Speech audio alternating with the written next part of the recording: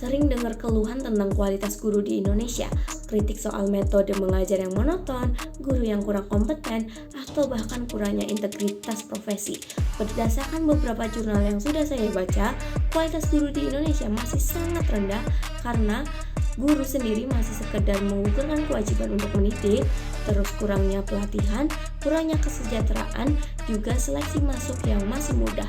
Tapi pernah kepikiran nggak, masalahnya bisa jauh dimulai sebelum mereka menjadi guru, yakni di bangku kuliah. Halo teman-teman, saya Suci Fadila dengan NIM belakang 53, mahasiswa semester 3 jurusan Pendidikan Sejarah tahun 2024 kelas A. Jadi kenapa ini bisa dikatakan sebagai masalah? Ini karena citra profesi guru memang sudah lama redup atau bahkan cenderung negatif. Berdasarkan jurnal Indomat Edu Intelektual, jurnal yang berjudul Persepsi Negatif Mahasiswa Jurusan Pendidikan mengenai profesi menjadi guru, mengungkapkan bahwa profesi sebagai guru merupakan hal yang kurang prestisius dan hanya diambil apabila opsi terakhir atau pilihan utama tidak tercapai. Nah, hal ini difaktori oleh pertama, gaji yang kecil. Meskipun ada tunjangan, ada isu kesejahteraan, hal ini menjadi hal pokok permasalahan.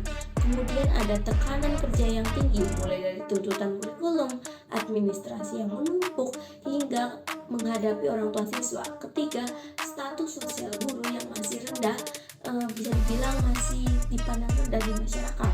Akibatnya banyak mahasiswa pendidikan yang sebenarnya tidak ingin jadi guru.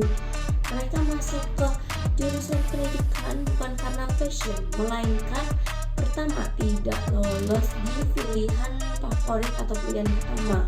Kedua, mengikuti saran orang tua untuk menjadi guru atau PNS. Dan ketiga, nilai mereka tidak memenuhi untuk jurusan yang lebih kompetitif. Intinya mereka menganggap pendidikan sebagai jurusan yang aman atau bahkan buangan. Nah, hal ini tuh krusial jika sebuah profesi diisi oleh orang-orang yang tidak termotivasi dari awal. Apa dampaknya? Padahal berdasarkan hasil penelitian di Jurnal Indonesia Multidisiplin Research, faktor pertama yang menentukan pemilihan jurusan adalah motivasi. Karena tidak dipilih berdasarkan minat atau panggilan jiwa, muncul beberapa dampak negatif. Pertama, motivasi rendah saat kuliah yang berujung pada proses pembelajaran yang sekadarnya. Mata kuliah seperti pedagogi, praktek pendidikan, metodologi hanya sekadar formalitas untuk mendapatkan ijazah.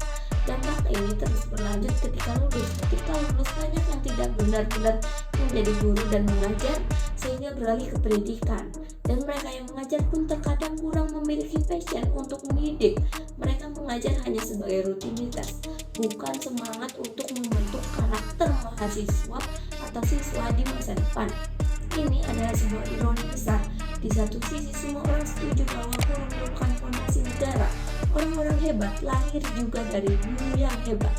Tapi lihatlah negara maju, mereka memiliki cara pandang yang jauh berbeda.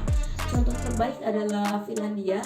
Di Finlandia, masuk program studi pendidikan itu harus unggul. Hanya kandidat terbaik dengan nilai tertinggi, motivasi teruji, dan bakat mendidik yang boleh menjadi guru.